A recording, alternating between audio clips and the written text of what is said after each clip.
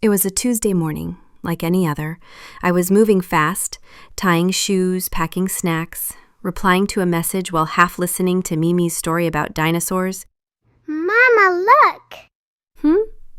What is it, honey? It's a tiny flower. It's growing from the crack in the sidewalk. And that's when I stopped.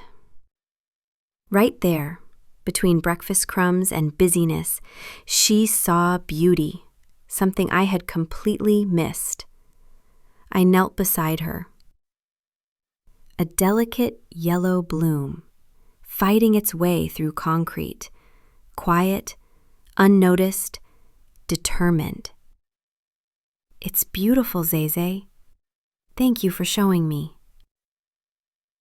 That flower didn't demand attention, but Zae Zae noticed it, and I nearly rushed right past it. I realized how often I was somewhere, but not really there. With my kids, but thinking about laundry, eating lunch, but scrolling my phone, walking outside, but planning what's next. I wasn't living.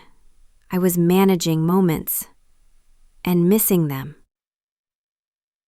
That evening, I turned off my phone. We walked to the park slowly. Zae Zae found 3 more flowers. Mimi told her dinosaur story again, and I really listened. It was the same day, but it felt completely different. I didn't do more. I just noticed more. I used to think productivity meant rushing, squeezing, finishing.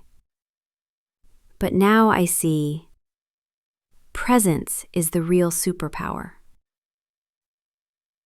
If you're always in a hurry, maybe your soul is asking you to slow down. So next time your child tugs at your hand, or the sun hits the kitchen window just right, or a tiny flower grows from the sidewalk, don't rush past it. Stop.